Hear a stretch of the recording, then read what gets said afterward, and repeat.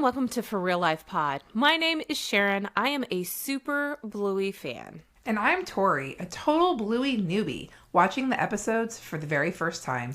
And together we're reviewing and recapping the many adventures of the Healer family. Let's dive in. Hello everyone and welcome back. Today we are talking Season 3, Episode 33, Tradies. It is good to see you today, Tori. How are you? Thanks. I'm doing good. You too. Good to see you. Yeah. All right. So what is your synopsis for Tradies? Chilli and Bandit make the weird decision to put a koi pond in their backyard instead of a pool. True. Like they've got two kids. I feel like this is a miss. I mean, it is a questionable decision. Yeah. Although I do have to say, we were already talking about this episode last episode. So spoilers for The Sign, which is the 28-minute episode of Bluey. But if they would have put a pool in, then I think that episode would have ended differently. So maybe in the long run, a good decision to do a koi pond. I don't know. Maybe. Or is this afterwards? It's hard to tell because Bluey, there's really no timelines. Although, do you remember Stump Fest? Yes. Do you remember why they were removing the stumps at Stump Fest? No, why were they? Because as Chilli told Trixie up on the balcony, she wants to put in a koi pond. Oh, I like it. I like the correlation. Very nice. But again, who knows? Because I don't ever remember there being big trees in their backyard, other than the one, Point Sienna. So where did those stumps come from? I remember thinking that for during Stump Fest. So, I mean, who knows? It's all just cartoon dogs acting silly. So true. So true. So what did you think of this episode, besides the ill-advised decision to not put in a pool? I mean, I love that it's that kind of layered storytelling where on the surface it's about them being like suspicious of the workers and deciding if they're enemies or not and spying and gossiping. But like at the heart, it's actually about like building relationships and how to get along with people. And so I really love it when there's kind of like that layered storytelling and like lesson giving. So I definitely appreciated that. I thought it was a cute episode as well. I thought it was really interesting to have the tradies wear clothes, like the full clothes, like all the clothes. It's not like they were just wearing a hat or just wearing gloves or just wearing gloves and the belt. Like they had outfits on, actual outfits on, which we haven't really seen. It's been alluded to with as much laundry as the healers do, but I thought it was interesting that they had outfits. Yeah, when we started this season, we were noticing that like almost every episode there was like a reference to laundry or laundry in the background or laundry being done. And we were like, why is there so much laundry when they don't wear clothes? And so I started tracking like if there was laundry or not. But then after a while, it like completely stopped. And so it has been a really long time since laundry was referenced. I think it might have just been like a 4 or 5 episode run early in season 3. But yeah, we are a little fascinated by the laundry and the clothes and the wearing or the lack of wearing of the clothes. Yes. For sure, for sure. All right, so let's get into the episode. We're just going to start it with the fact Tradies stands for tradespeople, not necessarily a term that we use here in the United States, but definitely something that could be easily inferred through the episode. I don't think there was anyone going, tradies, what's a tradie? Like once they started, you're like, oh, it's a trades worker. Even if you're not 100% sure what a trades worker is, like you kind of understand who these people are. So it starts and the girls are playing in the front yard when a work truck pulls up, followed by a green truck. The girls look at each other and wonder who these two men are that are wearing work uniforms. The girls think that these two men must be enemies, and so they bark at them and try to scare them away, but it doesn't work. Have to say, love it when they act like dogs. Love a good dog joke. It's my favorite. Yes. The girls then go and flee, hiding underneath the house. Chilli comes out and starts talking to the two men while the girls watch through the stairs, and we find out a couple of things. 1, Chilli's working from home for a few days. And 2, the two guys are going to be finishing something in 3 to 4 days. And 3, they know Chilli's name, so they must not be enemies. Right? Stranger danger. I don't know who these people are. Why are they coming into the house? I just want to also pause here. Chilli says that she's working from home for a few days, and we know that Chilli works at the airport, though And we know it's an airport security, but I remember in the first season when they mentioned this, I thought that she was a little bit more front line, out front sort of airport security. And we've definitely come to realize that it is Office. it's more of an office job.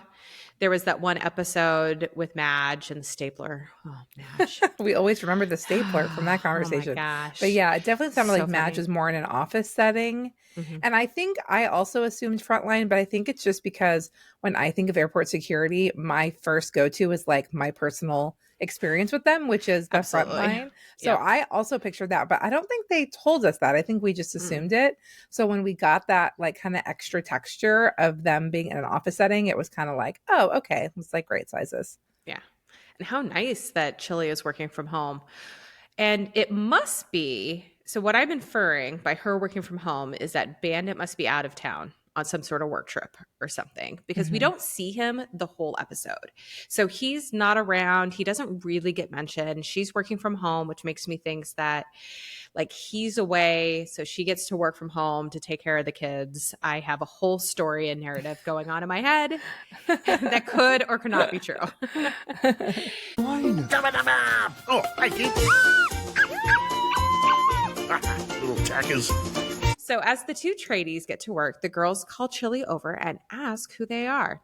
She explains that they're tradies. So, this is the first time that we hear the word building a fish pond, and they should be done in 3 days. And she's a real stickler for that 3 days.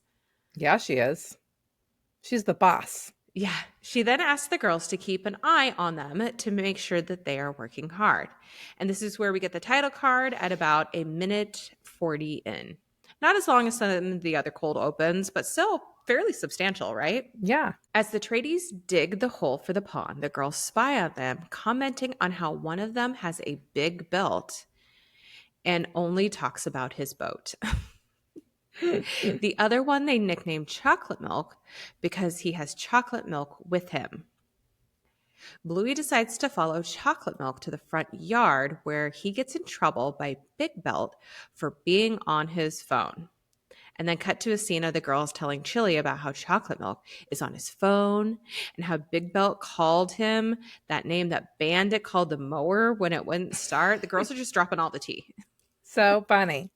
Yes. Bingo wonders if the two of them are enemies, meaning Chocolate Milk and Big Belt, because they were fighting.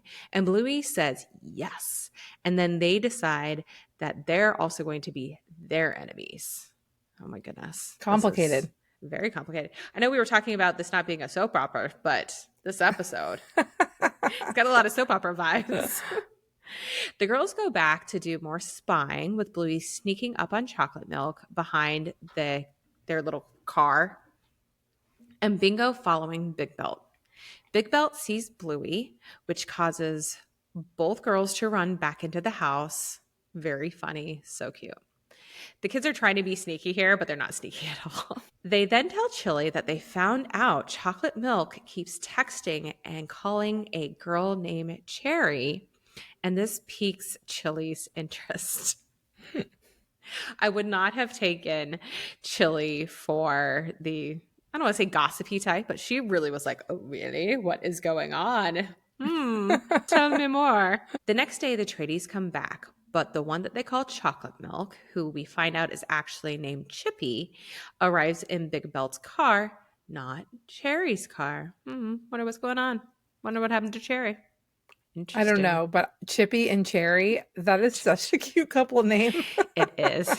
Yeah. Bingo spies on them and reports back to Bluey, who draws Bingo's observations on the wall under the house in chalk.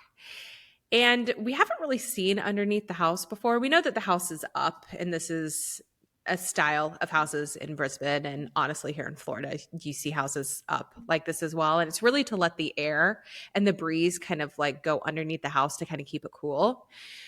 But here in Florida, I would never get underneath a house. Like there's all kinds of reptiles here, and you never know what you're gonna find. So Bandit and Chilli must do a really good job of keeping that under the house area super clean because I was a little worried there for a minute. Bingo tells us that Big Belt has a me missus who won't let him eat pie. Chocolate Milk found a dead toad and threw it at Big Belt.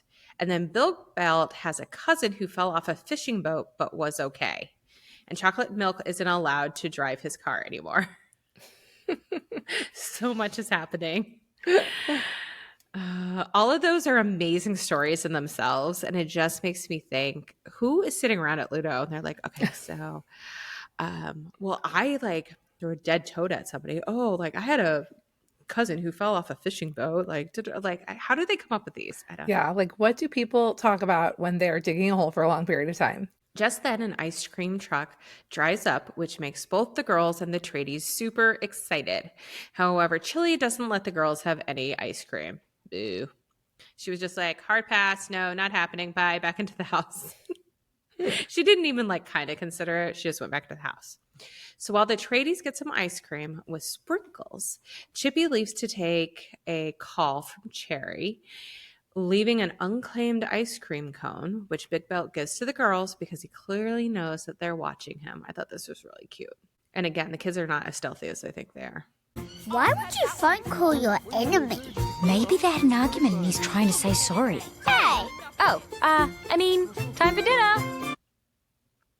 The three strike up a conversation with Big Belt, and we find out that the me missus is actually his wife, Jules, and that his kids like to spy on people too. We also learn that Chippy and Cherry are enemies at the moment, but they were once friends and are trying to become friends again, which is a really interesting way to relate to people in relationships. Chilli then snaps at the girls for eating the ice cream, and we find out that Big Belt's real name is actually Sparky. These are great dog names. They really are. Sparky then promises Chilli that it'll still only be 3, maybe 4 days to finish the pond. Sparky returns to work, telling the girls that he guesses that they have to go back to being enemies again. But when he can't find his tape measure, we see Bluey throw it out to him, which is just, so sweet, proving that they're not friends, like they're not actually enemies, like we're pretending. The next morning, the tradies arrive at work. Chocolate Milk is still in Big Belt's car, and the girls continue to spy on them from under the back porch this time. So they've shifted kind of like around a little bit, but we see a pie magically appear for Sparky. Where the pie came from. Yeah. The girls come out to look at the new pond, which they say is amazing and was completed in 3, not 4, 3 days. As Chilli and the girls say their goodbyes, they notice that Chippy and Cherry have made up and are friends again. End of episode. Yay. Very cute. So I know that you were talking about how you were counting laundry for a while and then you kind of stopped. Same with the montages. Like they were on a roll there and then they just stopped and they've kind of petered out. So I still look for them, but not really happening. It's all right. They are doing better with outros. That's in every single episode. They got lazy in season 2 and it was just Bluey dancing all the time. But this time it was no animation, but we'll take it, the measuring tape, which was a cute reference to Bluey giving that to them. Yeah. So I do have a couple facts for the episode. Sparky is a mastiff, which are very large dogs. If you've ever seen one, they're huge. And Chippy is an Afghan hound, which has that longer hair, just like the character. There were some really cute Easter eggs in this as well, but you kind of had to pause them. So the license plate on the car that Sparky drives says SPRKPLG, which is short for spark plug. Oh, funny. Yes. Yep. And then Sparky is played or voiced by Mick Malloy, who is an Australian comedian and media personality. Chippy was played by Sam Cotton. And one of the things he's known for, because he's a comedian as well, but he does the seagull cartoon, and it's an actual seagull, like the bird.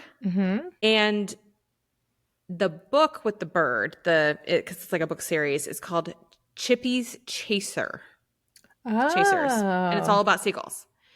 So I thought that was a really neat tie-in. Where they got Chippy from.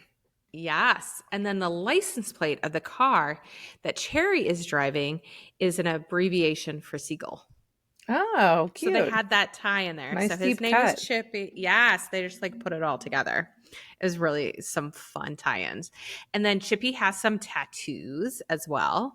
I don't know if you notice those. So one arm, he has cherries for Nice. Cherry. So sweet. And then on the other arm, he has a tiger.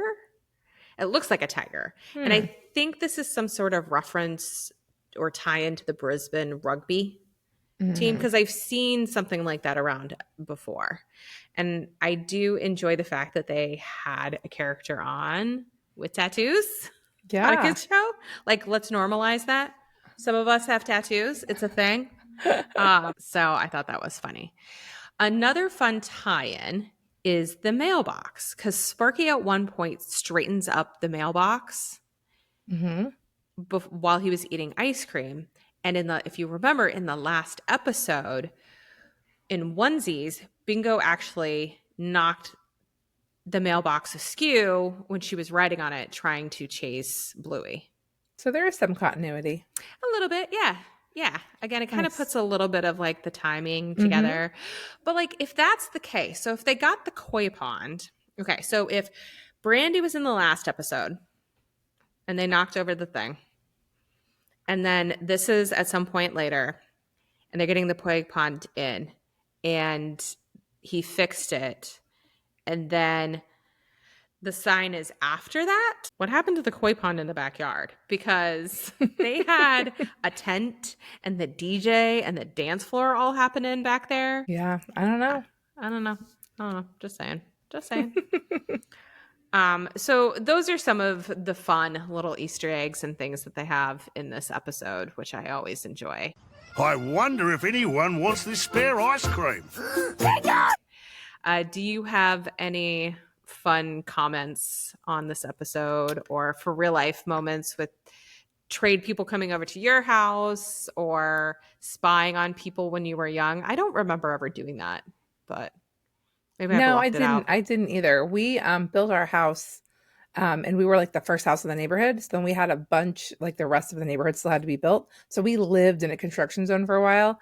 And my husband and my kids loved to like take popsicles out to them because it gets very hot in Florida. Oh, fun. And they would always get so excited when we brought out popsicles.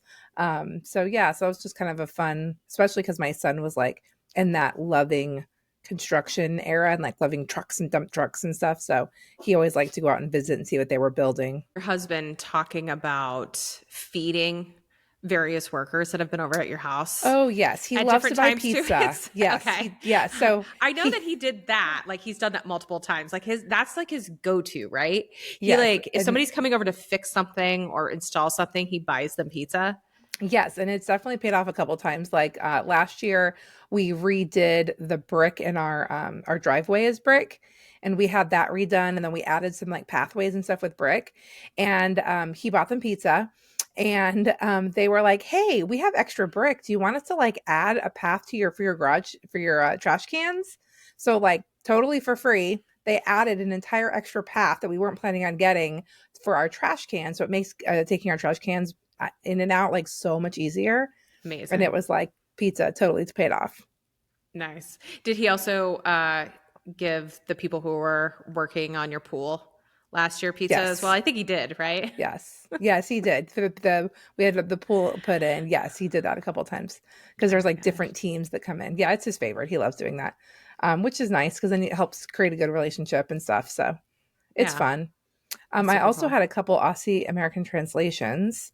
Ooh. So the one you mentioned is tradies, but I looked it up, and so it says the term tradie is distinctly Australian, derived from the word tradesman. Tradies are skilled workers who specialize in particular trades or crafts. Then the other one that I looked up was little tackers. So I totally missed that. yeah, I didn't even hear that. When did they say that? So Sparky said it. I want to say they were like hiding behind the car and they like surprised him or something. It was around that. Oh, yes. And so he calls them little tackers. So that is Australian slang. A little tacker refers to a young person or child. The word tacker is generally affectionate and usually used along with the adjective little. Oh, well, that's So nice. those were the two that I looked up from this episode that it was Good. like, that's not a term we usually use. So that Good was fun. job. Yeah. Now that you said that, I remember he did say something when the girls like surprised him, but I didn't catch it. Mhm. And I know that you like to watch the episodes with the subtitles on. I do. That's true. I do not. So, because I have gotten in trouble from my son, I'll pull up Disney Plus, I will turn on the closed captioning, and then I inevitably forget to turn it off. And there's been multiple times where he'll be on his iPad or he'll open up Disney Plus or he'll go to watch something else on the TV and he's like, "Why is there closed captioning? Are you touching my things? What are you doing?" Because oftentimes I take the iPad and I'll set it up next to the computer while I'm like typing everything up and like starting and stopping because my phone's a little too small, so I use the iPad. So I've had to stop doing the closed captioning because he's like, "What are you doing? Are you touching? Like, are you looking I'd at be that?" like, yes, I am. I mean, technically it's mine. It's not even his iPad, but Yeah. it's just I always forget. So instead, I don't even turn it on at this point. But that was a good catch. Good look at you. I just make you do all that part going forward. Just kidding. All right. Thank you so much for listening. And we will see you back here next week when we talk episode 34, Granimobile, which, spoiler, is one of my favorite episodes. So Yay. good. All right. Excited. Thanks. Okay. Thank you so much for listening. If you enjoyed this episode, please, please, please share it with your friends. Go online, rate the podcast, follow us to get the newest content drops right when they release. And of course, message us. You can find us on Instagram at forreallife.pod, or you can send us an email at forreallife.pod@gmail.com. Again, that's FORREALLIFE.pod.